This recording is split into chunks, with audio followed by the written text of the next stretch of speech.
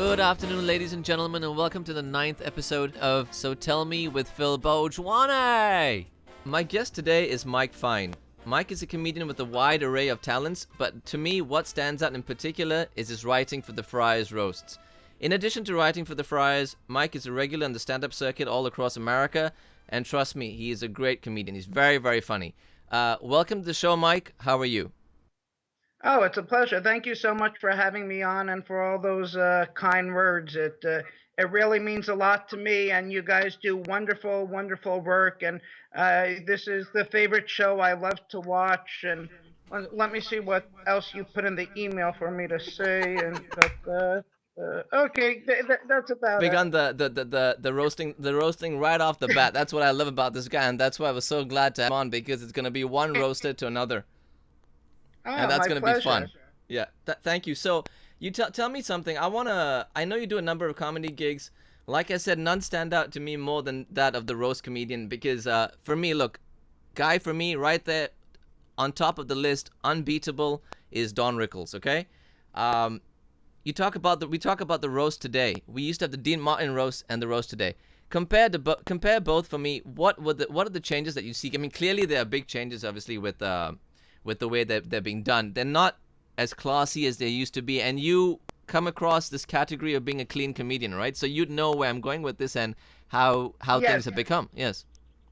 Oh, okay. So there's and by the way, thank you so much, and I love your excitement and enthusiasm about talking about the roast. Like I live and breathe with these roasts. Getting back to to your question, the Dean Martin roast, which we're on in the late '60s, early '70s, they basically, and they were on network television. So the Friars Club were having the roast going all the way back, 50 years before those. And the Friars Club roast, it was only for part of the club, and they would have a big guest of honor. And they would invite the guest of honor's friends to come up on the dais, and they would get to roast the person. So and it was never like publicized, so everyone always felt safe with what they were going to say. Then you have the Dean Martin roast, which is basically a spin-off of the Friars Club roast, no association. And then the people on there also were not necessarily friends with the guest of honor, but they knew him, and they would do the jokes. Those jokes were all very clean, because television back then, you couldn't curse or use anything suggestive. So the jokes were all very, very smart, very well prepared. Those roasts also that you would actually see on television, they're edited, so the jokes that don't go over well, Yes. whatever. And those were not actually filmed in front of a live studio audience, which people may think. The Dean Martin roast, people like they would call Don Rickles, like you would say, and be like, Don, this week we're going to be honoring Johnny Carson. He's going to be the guest of honor. So they'll tell Don Rickles, come down to the studio on a Tuesday, dressed up like you're going to a roast, and then they'll do a close up of Don Rickles, and you'll see him at the podium, and he'll look to the left, he'll look to the right, and you actually believe that he's there in a big roast. The Friars roast, you're actually there, and you would see the response. Then you would see many years later, now bringing us to the Comedy Central roast. The Mm. Comedy Central roast, the Friars initially had an arrangement, from what I understand, with Comedy Central. They brought the Friars roast to Comedy Central, and they did the famous Hugh Hefner ones, the Pamela Anderson, Jerry Springer, Drew Carey. And then what ended up happening was they severed their ties. I guess their business arrangement, disappeared, and the Comedy Central still continued to do the roast, but not under the name the Friars roast. After the Friars was attached to it, they still had some very funny roast, but they started to nosedive. And one of the reasons why is, and it's very interesting. I had this discussion with a lot of friends that actually appeared on the when you would see the old time roast or even the Dean Martin roast, there was a level of respect, and the people being on the dais actually, if not knew the person who was getting roasted, they respected them. It's not supposed to be there to be malicious, mean, or put the person down. The Comedy Central roast, basically, you have a publicist or an agent says, "Oh, this will be great exposure for my client." let's put him on, even though the client never even heard of Justin Bieber or Flavor Flav. We're just going to put them on there. They're gonna write these jokes that a comedy writer like me sent them, and it's you see this guy taking pot shots at someone it's like if you see someone on the street and you go make fun of them and call them a jerk, it's I'm the jerk for calling them the jerk. But if it's like your friend and you're playing around, it feels warm, or kidding around. But the Comedy Center ones, you don't see that because the people don't really know each other, and it's so forced. The laugh, it's like the guy's just going down the joke. So sorry it's for very giving a very long-winded answer. Yeah. it's no, that's fine. It's become very contrived, hasn't it? But so if you, I remember when I just want to talk about the Dean Martin roast a little bit because now that we have that the public has a better understanding thanks to your essay of a question of an answer that you gave. Now I'm roasting you. I remember Bob Hope, Don Rickles, Alan King. Alan King came on, was still part of the Friars roast. He was the what was the word? He was the friar, Abbott. the abbot. Sorry, yeah. The roast master. The abbot, and now we have Jeffrey Ross, who I actually met at Second City, which is he came down to perform over there, which I was very stunned that he did because Second City literally is a shithole, as far as I'm concerned. There's no the improv is not look, the improv can go get fucked as far as I'm concerned. I don't know what he Yeah. was doing over there. He came to perform at the Up Comedy Club. I went to see him because he's fantastic. He does a great job at the roast, but you see Jeffrey Ross on one hand, and then you go back to those days of the Dean Martin roast with oh my god, the talent with Milton Berle, Jack Benny, Don Red Rickles, Buttons, Red Jackie Gill, Red Fox, Jackie Vernon, exactly. Robert Monica. Yeah. And then you look at them today, so it's become from clean, really, really funny comedy to just plain straight up vulgarity, which is fine. So I don't think there's no more. But the problem that lies herein lies is that look, there's no more common ground in between. So where can we find that back? Yeah. Part of the problem is that overall in the comedy industry, a lot of the comedians today. Let's go back a second. A lot of the comedians back in the day, like on the Dean Martin roast, like Milton Berle, Bob Hope, they all had teams of writers. But they all had so many writers, But and not the Don people that were Rickles. I'm sure he probably had people contribute. Don Rickles is great. I love him. Yeah. But for the most part, most of these people all had writers sitting in a back room cranking out jokes. Today, and they're very well skilled people. Today, the people that will go on the Comedy Central stuff, they feel that their star power is enough to get them a laugh. Like if you saw the Donald Trump roast, I was gonna that bring that guy, up. what was the guy from Jersey Shore? He just got up there and figured his star status will carry him, And it and was it such a didn't. train wreck. Oh my god, he was horrible. Yeah. Yeah, but the clean comedy, it's not even that it necessarily has to be clean. It's that there was some sort of joke. There's a setup and a punchline, and the people would go up there. Greg Giraldo was not necessarily clean, but there was a certain rhythm to his jokes, beautiful Yes. joke constructions, and it was a pleasure to watch. Jeffrey also is very. Yeah, the reason I'm still in this business today is because Jeffrey Ross actually saved my life. He's the nicest, sweetest guy in the world. Oh, he's Right after wonderful. seeing He's very funny. did you get to speak to him afterwards? I did. I don't think he'll remember me though, but I did get to speak to him. But there was so many people who wanted to, but I just sort of pushed my way through and said, "Move out of the way. I want to meet Jeffrey Ross." And get out of my way. And I met him, and I said, "Look, I really admire the way you tackle the stage and whatnot." I highly doubt he'll remember all this because I know one thing about Jeffrey Ross. He's probably already three-quarters way through getting drunk before he goes on. So by the time he gets off, he's already full drunk. So I don't know, but I did meet him, and I do think he's funny. But I was just saying that when for today's day and age, yes, he's the guy, he's the roast master. But I always have to go back to Don Rickles. As long as the man is alive, to me, that is the grand roast master right there.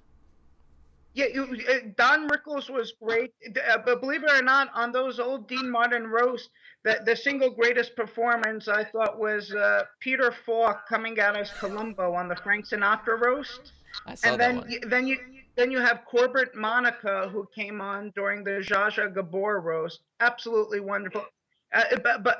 Getting back to it also with Jeffrey, believe it or not, I believe is the only one that actually bridges the gap from those old Dean Martin roasts to the ones today. He doesn't like I've seen Jeffrey a million times perform. He could curse, use profanity, use all that stuff, which he doesn't really do, but he could say the F word and you would still not label him a dirty comedian. No, I wouldn't. You're right. Or at least I yeah, No, you're right. so which is kind of refreshing and interesting how he actually stands out on all these Comedy Central roasts that he appears on. He's the only one that doesn't have to go for the easy laugh. He actually, has wonderful joke construction, and it's He great. does, yeah. There is a proper rhythm. There's a flow to his jokes, and yeah, they're always very funny without doubt. People make fun. I mean, as a roaster to roaster, people will make fun, but yeah, he is definitely very funny.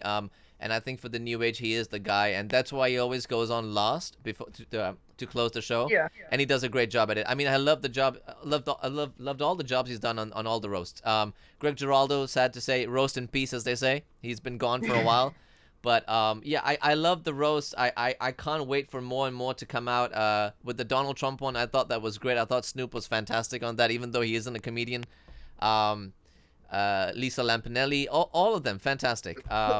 Yeah, Lisa Lampanelli gave a course at the Learning Annex when I first was starting out in comedy, and I took a course by Lisa Lampanelli, how to get into comedy, and did you? she taught me to get in. And then when I was going to get out of the, like, I felt like throwing in the towel so many times, and she encouraged me. And literally the day after the Hugh Hefner roast, I saw Jeffrey Ross walking down McDougal Street or University Place down by the Village, and I was just coming from crying in Washington Square Park, like I want to succeed in this business, but how am I ever going to do it? It's so hard, it's so difficult. How will I Right. ever be able to reach the level as those guys I saw on TV?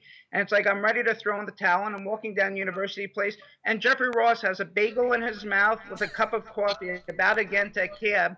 And I just walk up to him like the dumbest person on the planet. I'm like, "Do you know who you are?" Like he has Alzheimer's. Do you know who you are? And it turns out that he told the cab to go. He stood at the corner and we talked for like 10 minutes. And then he wrote down his email and contact info. He said, I have to go do a corporate gig, but keep doing what you're doing. And if you have any questions, just email me. And I emailed him. He responded and he gave me the hope to To continue. And carry on. I told him that story at the Friars Club when he had his book Uh-huh. that came out, the roasting book he did, and I told him that story. Like almost tears were coming out when I Wow. told him. So Yeah. he literally what gave you a start on the Friars. Well, he didn't give me the start in the Friars, but like I was about to get out of the business. I was in Right. the business for a year and a half, 2 years, and I'm like, there's no way I could succeed at this. Who's going to help me? How am I? Yeah. And you're lost, and you find him, and gives you hope. It is a cutthroat business to be in. I completely understand. I mean, you really have to have that talent, but you gotta have that luck as well. If not, you're never gonna get anywhere. It's amazing. Well, I want to hear about you. You said you Yes. roasted a whole room of oncologists, was it, or doctors? Yeah. So they were all doctors, all oncologists, 300 of them in Kuala Lumpur in Malaysia, and I got a call a week before from the event organizer saying that they wanted a comedian. And I said, do you know that there's a difference between a roast comedian and a comedian? Because a roast comedian's going to make fun of you off the wall, and no holds barred. I'm not going to go easy on you. They said, yeah, that's fine. They're fine with it. It's okay, no worries. And in the back of my head, I grew up in Singapore, so I know how Asian people are. They're very, very sensitive. You can't really say much about anything. You And can't even spit gum on the street without getting caned, or that's yeah, right. That's right. yeah. So they flew me down to Malaysia. They put me up in a hotel over there, and on the same day as the gig, um, I went on stage. I was last to go on. I was closing the show, and by the time I was about to close the show. Half the audiences were already dead. They weren't even Yeah. drinking, but they seemed like they were about to pass out because they were all day in a meeting or in a surgery or something or the other, and I thought you were going to say they were dead because they were on that Malaysian airliner, but No, that's a different. no. Yeah. Hey Okay. guys, Yeah. I didn't say Yeah. that he did, huh? But it's okay. Yeah. So I went on, and eventually, where was I? I did about 3 minute monologue, and I said, you know what? Fuck this. I'm not gonna do the monologue. I want to go all out Rickles. I want to go on stage or get on stage or go into the audience and start poking fun at people. So I went. There were literally 30 tables, and I went to all 30 tables and I picked on everybody. And midway through the whole set, It was a 45-minute set, by the way, and midway through, I get a message from the event organizer telling me that, look, pops up on my phone. True story.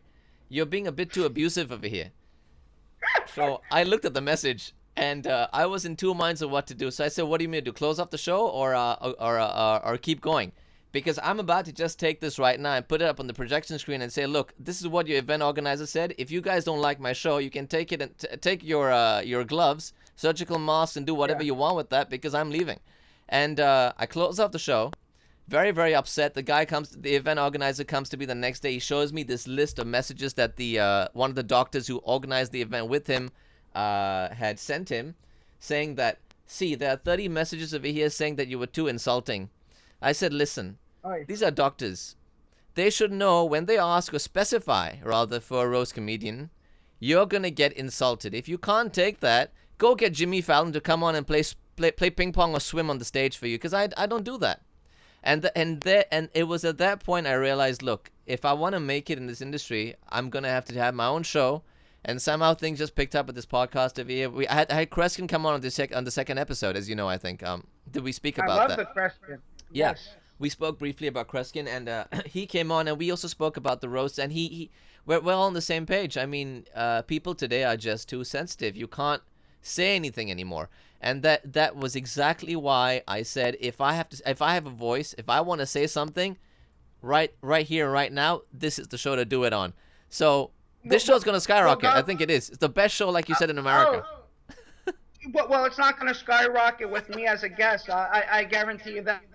You're gonna It's have not to gonna dig a skyrocket little with me as deeper, a host. but, So yeah, but then again, you limit yourself in Australia. Probably in Australia, I'm like Russell Crowe is in America, you know. But it turns out you're very that big over here. I was gonna Yes. say with no, getting back to the roast, I've gotten hired so many times or inquiries about people wanting to have me come to their party, roast someone, and they want me to write material for everyone, every family member, deus member, whatever. Right. And it turns out that the agent always warns them. You like, you know what a roast is? Yes, we saw on Comedy Central. Everyone's laughing. Everyone's having a good time. Yeah, it's funny to watch other people get abused, It's but when it's exactly. actually happening to you, that's a different story. So, like 100%. So I get hired to go to. It was in Teaneck, a room full of people. They want me to do a roast, and coincidentally, it's all half the room is like small little children, running around and all that stuff. So So where it's did you say I it was start again? I'm sorry to interrupt you. what? Where did you say it was? The roast? At Teaneck, New Jersey. All right. Oh, It's sorry. it's like a few minutes away from the city, and it turns out that I wrote all my roast jokes, and I went down. I nailed it. Half the room loved it. The other half was like looking at me like, why is she still here? That's right. But it went great. I got hired to roast a kid on his bar mitzvah in their parents' like duplex penthouse apartment on Central Park West. The father owns like a big bank and whatever. And the sister, the year before, had like the entire Manchester soccer team flown in. The other kid for his bar mitzvah had New York Knicks players come down. Can you imagine this 13-year-old kid gets stuck with Mike Vine at his bar mitzvah? So right away, everyone's disappointed. Try digging out of that hole. Explain to them why David Beckham's not here this year. That's rough. So that Yeah. yeah, but you know what? The first like 10 minutes, it's so difficult. But I was able to figure out how to get the kid who was being his bar mitzvah, how to get him to laugh, because the key is if the parents saw the kid having a good time, then they could have a good time. And I got into it also 30 minutes, and it's and I only had three days to write material because my idiot agent at the time was like, oh yeah, 25, 30 minutes of material. No, he could write. He's a professional writer. That's what he does all day. Yeah, sure, No issues. because he knows the commission he's gonna get. Yeah, he could write 30. So literally for 2.5, 3 days, I sat in my office, I slept in my office, writing material, joke after joke, original material. There, and then they keep on sending, oh, we don't want you to talk about the grandmother. Okay, now you can talk about the grandmother, but you can't talk about the grandmother, losing money to Bernie Madoff. I'm like, the grandmother lost money to Bernie Madoff. I hope we're getting paid in cash. So it's like, so it's like just one thing keeps on changing. That's And right. then I'm walking to this roast Friday night, and I didn't have a single thing to eat, drink, or sleep in like 3 days. So I'm chewing on an apple, and I didn't even have enough energy to swallow the damn thing. And when you get there and you see the kid, the juices is going. I'm so pissed off, and I just rip into this one, that one, the uncle, the this. I'm like, which whose idea was it to do this? And it was great. The kid loved it. I was going after the parents on how they're too cheap to fly in a different professional soccer team. So you're stuck with me, but it doesn't really matter because your parents will be separated in 2 years from now, and they'll be buying you all sorts of shit to win your affection back. So like I was doing all that stuff. The kid loved it. But many people don't realize this. I mean, what you just said was so descriptive and perfectly descriptive because you don't eat before you go on a show. You're dead set on writing your jokes, and the nerves kick in, and yet they don't kick in at the same time. You're excited to go on, but you're not excited to go on. You just want to get over with the show, and then when you do it for the people who hire you, we're doing this for your sake, you motherfucker. It's not for us. And then you tell us something else. So it's very I don't know. I think audiences today have become too sensitive. So I think that's why I stopped. So I admire that you're still doing it, but for me, it's done. The audience become very like they're very hypersensitive, very Yes, politically correct. But that's right. something that's interesting also, though, when people do the roasting, like when I'll get sent out and it's just me, I have a much easier time when it's just me. I have an easy time both ways, but specifically when it's me, like a lot of people don't realize also, like on the Comedy Central roast, the Fryer roast, the Dean Martins don't really count since there's so much editing involved, and the Comedy Central as well. But placement of where the performer is in terms of the lineup, because a lot of the performers have their material written for them, and they're just going down basically their index card of all the jokes they're going to hit. In order to be a good roaster, if someone else touches upon a certain subject, like if you use the word if you do a Malaysian airline joke, for example, okay, if the first person does a joke about that, and then the third person comes up, you can't do another joke about even airplanes because that's going to completely it softens the impact of your overall punchline because someone did something similar. and That's right. and people don't realize that there's certain sensitivities that even though it's sort of a different joke, they're somewhat related, and the audience won't respond how you would like them to. So a lot of times, if you go last like you were going, it's all the more difficult because you Yes. figure everything else got touched. So what ended up happening, how I actually got like very very good with the writing the roast jokes, is I would basically write two sets. My first set was, I'm going to write all the roast jokes and all the topics that I guarantee you every single other person is going to touch upon before getting up there. They're going to do the death jokes. They're going to do the cheap jokes. The dick being too small. Like you go down all the stuff they're going to be touching upon. They're going to do the topical stuff, every single thing, and then you write your list, making sure you don't use a single one of those words or keywords or anything like that, because your jokes are going to be getting used that way because no one else is touching upon it, and at the same time it forces you to get more creative and think outside the box, and that's when you really start to flourish like that. It's like knowing your enemy, basically. Oh, you're absolutely correct. But I want to, speaking of touching, use the word touching a lot. I had a question which, because we're talking on Skype over here, and your Skype name is the Cuddle Star, and I looked up a little bit on Yes. what this was. Can you explain to us why the name, the Cuddle Star? It's a little bit of a creepy name, isn't it? Yeah, yeah. Well, I don't know if it's creepy. Maybe in Australia it's creepy. Here in America, it's very wholesome. It's it's like Donny Osmond. It's like it's like Bing Crosby, White Christmas. That's how it's looked upon. No, I am a cuddle star. I've cuddled with over 10,000. It's okay to call them women. We'll call them women. I've cuddled with over 10,000 women in my life, and the New York Post did a write up on that, and I actually came the first full feature length cuddle film with me cuddling with this broad in a hotel room, I and like the word it's broad. a 70 minute. Yeah, yeah, it's 70. It's over 70 minutes of hot cuddling action, unedited, Really? unadulterated. Yeah, I kept it to only 70 minutes because you want to leave people wanting more. So that's basically it. So I'm the cuddle star, and I actually made it into Australia news. You could Google that. Yeah. I did Google that, but I didn't see that coming up because I wanted to hear it from the man himself, and I just did. So I think I got the best deal over here. Now I want to Yeah, get the man. I'm Yeah. sorry.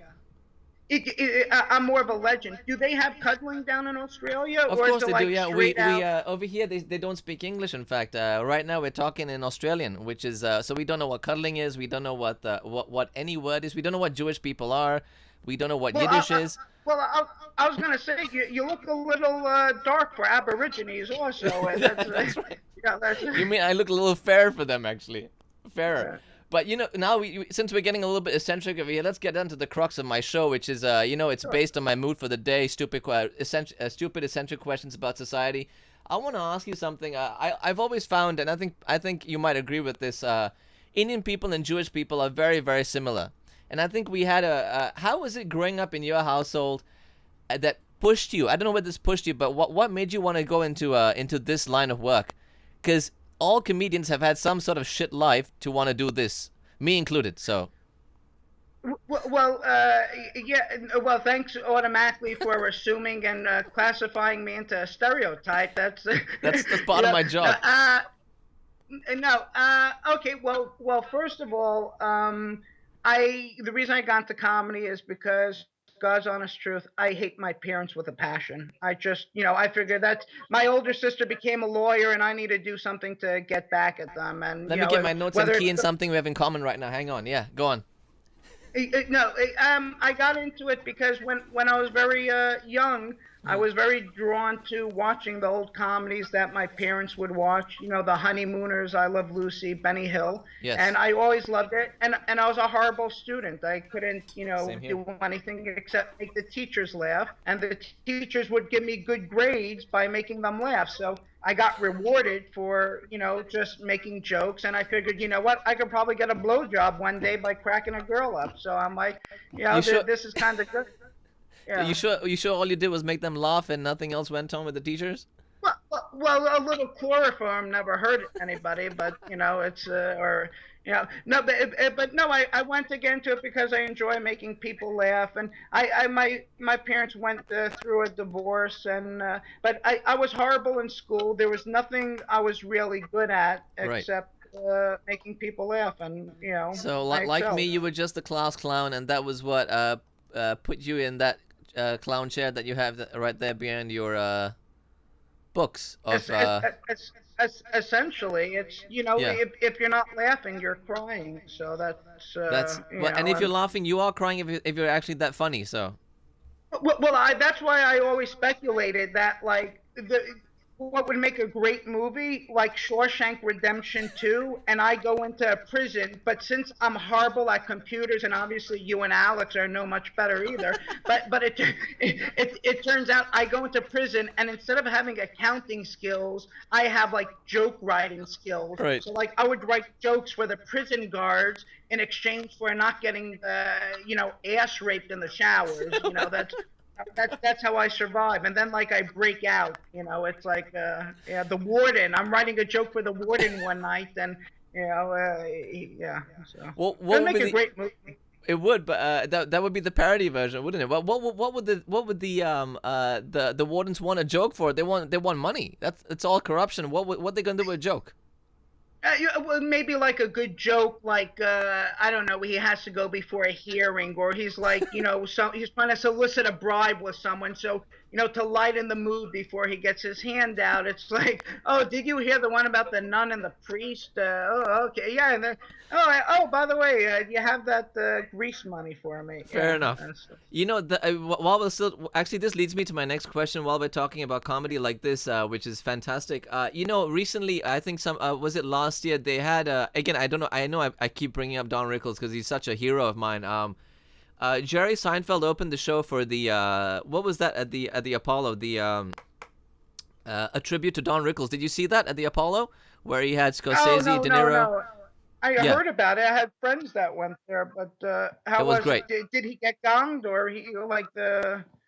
Everyone took a shot at him, but he, in Rickles style, he got back with them and topped them all in just 3 minutes. So, but what I wanted to ask, something that stood out for me was, and this question has been not plaguing my mind, but it's been on my mind a lot, and I thought about it very seriously. Being a comedian, actually, was when Jerry Seinfeld opened the show, he actually said one of his opening lines was, and I want your take on this, on the Mount Rushmore of comedy. The four faces for him that stood out, that made him sort of were the top four ever for him were Richard Pryor, George Carlin, Bill Cosby, and Don Rickles. And it got me thinking. Now, who are my top four faces? I'll tell you my top four list after you give me Okay. your top four. Okay, Pete, you may hate me, and I'm sure I'll get myself excommunicated from the comedy world. But I'm already excommunicated. That's why I'm doing fucking Australian, That's whatever why. I'm doing, That's why on podcast. No, this hell of a show. Yeah. no, I'm joking. No, my four. First of all, and not to like put a damper on it, like there were people like Fat Jackie Leonard, who was like an insult comic, who even was before Rickles, who I just loved and admired. But my four, my Mount Rushmore, I have to put Shecky Green number one. Nice. He's the best, Shecky Green. Milton Berle, because what he meant to comedy, Mr. Tuesday Night, Texaco Theater. Yeah, and then I put Groucho Marx and Woody Allen. Well, that's a very that's quite a list. I love it. I think it's a great list. I if we have so many great comics. If I could give you a top 10, I Yeah, couldn't let's give you a hear top 10. I had yours. to give you a top 20 list. Well, but my top four, to be honest, actually is very very similar to Jerry Seinfeld's list because for some reason it just is. But you might laugh at my last choice. This is in no particular order, but my top four, the four faces for me would be Don Rickles, obviously, George Carlin, Jerry Seinfeld, and do you remember John Pinette? Oh yeah, oh Yeah, yeah, very sweet guy. I didn't very know him sweet. personally, but I know people that knew him. Now, what?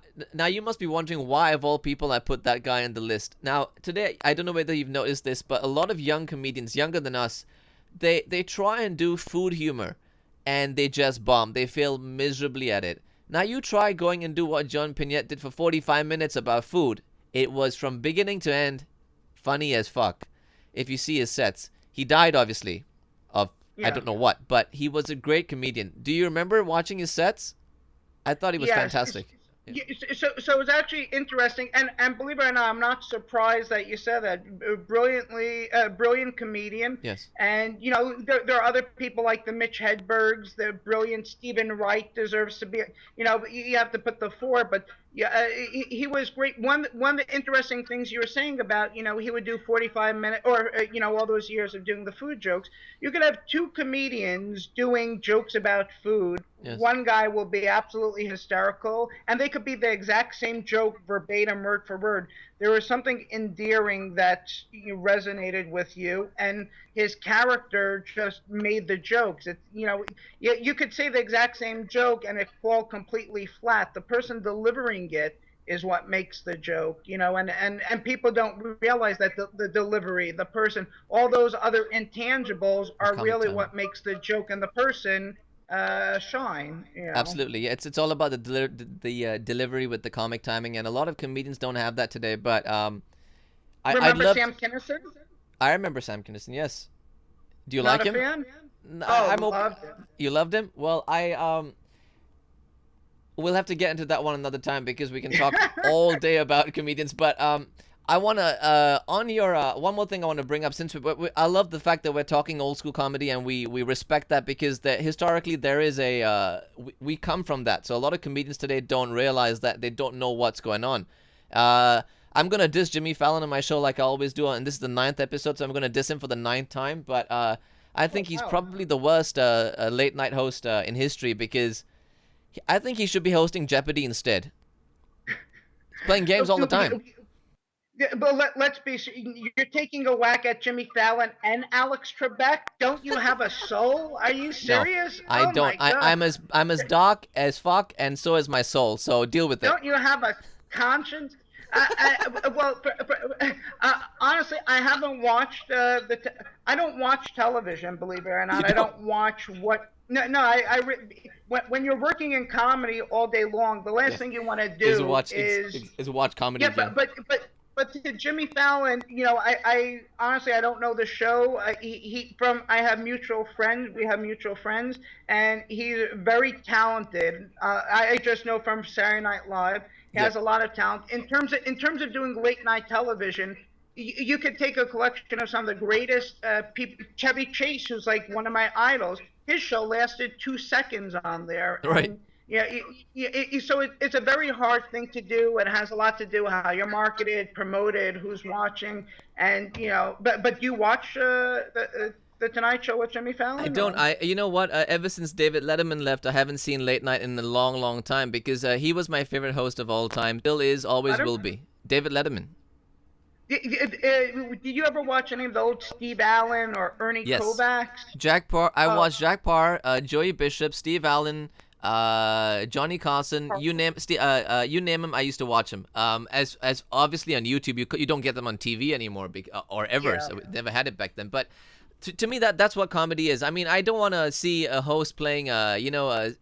Look, if you have to resort to playing games, maybe 2 minutes into your interview, that says a lot about you as a host. It means you can't hold an interview. Well, the thing with that, where I have to disagree a little bit is Yep, the with tonight shows and television in general today is very social media driven. that's right. They want sketches that could get cut up in 2 minute clips that you could put on Twitter, that you could put on social media. So the driving force behind all these late night shows now are not, like the monologue jokes. Like Leno, I thought did great monologue jokes, but what's driving it now are these files that you're able to share, and Yeah, that's really it's so sad. so you may not actually be seeing his true talent. You're seeing what the networks want over I there. think, if you talk about talent, Jimmy Fallon's talent is pretty much just doing impressions. That's it. And there's nothing more to the guy. I don't know. The whole late night scene, like you said, it's all social media. It's because the stupid kids today, the millennial, these millennial. I'm choking up over here talking about this. Look how upset I am. Yeah, The millennial God's kids. trying to smite you for this. God's coming down to smite you for this. Yeah. No, no, no. It's not God. God is gonna pat me on the back for taking a shot at Jimmy Fallon, because he does such a sad job on the show. But look, he appeals to the kids. I can't help it. What can I do? I'm a nobody. So maybe one day Yeah, we'll just. but you are a somebody. You're not a nobody. You're a somebody, and your opinion does count. Believe it or not, I respect hearing your opinion on that. It's Well, thank you, if Mike. you're giving me advice on how to set up a webcam, I would say you're full of shit, and I don't believe a word you're saying. I'd say, you know what, I'm gonna have to check that up and I get a wouldn't believe second what I was opinion. saying. Yeah, absolutely. I mean, look, I can't set up. Like I said, I'm one of those brown guys who knows nothing about IT. So, and that makes me population one, the city of Phil. Now, well, now let me ask you: how did you find out about like all the shows and watch all this stuff? If you grew up in Singapore, you said, right? I did. I grew up both in Singapore and in Melbourne. I spent my teens in Melbourne, actually. I grew up watching. Well, not grew up watching. I found out about Johnny Carson's show in my 20s. Somehow it just popped up on YouTube, and of course I'd heard about him. And then the very first time I saw Rickles, which was what actually led me to the whole world of comedy, was on Johnny Carson's show. That led me to the Fries roast, and it just picked up from there about maybe 7, 8 years ago, and I haven't looked back since. I am looking back, because in some ways I keep looking back at that comedy, and I don't want to look forward anymore, So I'm looking forward to them bringing that back. Well, As Justin that's Timberlake would say, let's bring sexy back. Well, the part of the thing, the story they were doing yesterday, that I was on the television show, The List, was they were speaking about there's a reemergence of clean comedy, or supposedly a reemergence of clean comedians, which is sort of going back to yesterday, I would hope so. and yeah, and yeah, hopefully that happens, because it couldn't get any worse, or it can't get any worse than You're right. it has. What you talk about that, I wanted to ask you because I know that I don't think anyone has ever used this term in maybe 100 years or since Milton Berle. But tell us what it means to be a Borscht Belt comedian. A Borscht Belt comedian is basically someone that grew up or got their beginnings working in the Catskill Mountains, which is upstate New York, which was a vacation destination for many of Jews and Italians, that in the summer months they would go upstate. Al And Jolson. in upstate New York, they would have literally hundreds of hotels, bungalow colonies, camps, and the entertainers would drive up from the city in a car full of people. They would work in one of the hotels for the entire summer, and their job would to be to entertain, to constantly. So you'd have to go into the dining room and go schmooze with the people. You'd have to perform 2 nights a week doing stand up. Then the other night you have to be incorporated into a show. Then you have to call bingo. Then and you would go to 4 different places, and all the great comedians, from Jackie Mason to Milton Berle to Red Buttons to you name them, they Al all Jolson was there as well. yeah, well, yeah, Eddie Cantor, everyone went up there, and that was the real training ground. Buddy Hackett, Shecky Green, and Yep, we've had this conversations. If you were able to work in the Catskill Mountains and be one of these Borscht Belt comedians, you could do the roast, you could do anything on the roasts are like the World Series of comedy. that's But right. if you could do the Catskill Mountains, my friend Stewie Stone was saying when you'd go to the Concord, they would refer to you as, how many doors comedian were you? Are you a 3 door comedian, a 4 door? And what they meant is that while you're performing, all the people will walk out through 2 doors, or are they running out and they open up 8 doors, to That's right. run out because. So they would rate you by, are you a 3 door comedian, 5 door? How fast were they running out? And you get balls working like that. You learn how to keep a crowd entertained. And Absolutely. That's why I wanted to bring that up because I want to reintroduce this whole old school comedy to the new school people over here in the world. I think because it deserves to be respected, admired, and it always deserves to be brought up. All right, that's just one thing I say. But Mike, we're running out of time. We've actually done very good 45 minutes. But sorry. running out of time. That's a little scary. Are you gonna like detonate something right now? You No, no, told no. me you're Indian. I'm Oh, actually suffering from cancer. I might die soon, so I have to before I die and listen to you for another 45 minutes. From dying out of right, that, right. I have to close up the show. But it's been an absolute pleasure. Let Okay, me tell you, before I close up the show, I have a last question that I always ask. Like I said, we've done a good sure. 45 minutes. So the question I ask is, uh, historically, what were we as a society? Where are we now? And where do you see us going in the future? Where it all depends who gets elected next year. Yes. That's now, well, I think with people like you, that have an interest in the old school comedy, and when values meant something and when things were good and wholesome. I think with the reemergence of that, I think people, the younger generation to now, I think, help bring the world back, hopefully, to a place where it'll be livable and peaceful, and they'll be able to buy merchandise from me when I have my new DVD coming out. That's Yes. yeah, We'll have to wait. yeah, They'll have to wait a while, but yeah. cheap. Absolutely, absolutely. So, hopefully, and where do you see society going in the future? I mean, things are gonna. You just hope for the best, don't you? You don't want to have Donald Trump at the I hope for forefront. the best. I know it's not going to happen. I know we're going down the shitter real quick. I know basically we're all gonna, as a society, we're gonna be there's not even going to be people in like 6 months from now. We're going to be extinct. Women are going to be the first to go. In about 3 months from now, women are going to be completely obsolete because we're getting tired of their shit, and I'm trying to figure out their games. And you know what? The second people stop opening doors for them, they're going to be like, what do I do? how how do I get out of here? The guy's not going to open the door. I expected. I told him, I'm liberated. Well, what do you mean? He's like, well, how do So how will they survive the second? So yeah. So once the women go, I think there's a shot for us to survive. But the whole Oh, procreation thing Mike, you becomes. were doing so well, and then you said that, and now all the chicks are gonna hear this and not come for your shows anymore. Oh, it's like I even have shows in the first place for them to come to. Seriously, Speaking please, about shows, I want to have a show just so they can't show up, just so they could boycott me. That's what I want to do. I want to do a show so they could boycott no, me. they're not That's gonna it. boycott you. That they're gonna girlcott you. Then obviously, it's gonna be a different ball game altogether. But speaking of shows, any dates you want to plug before we go off? Yeah, I have a date with this broad coming up on Thursday. I met her on Tinder. You guys have Tinder? It's a.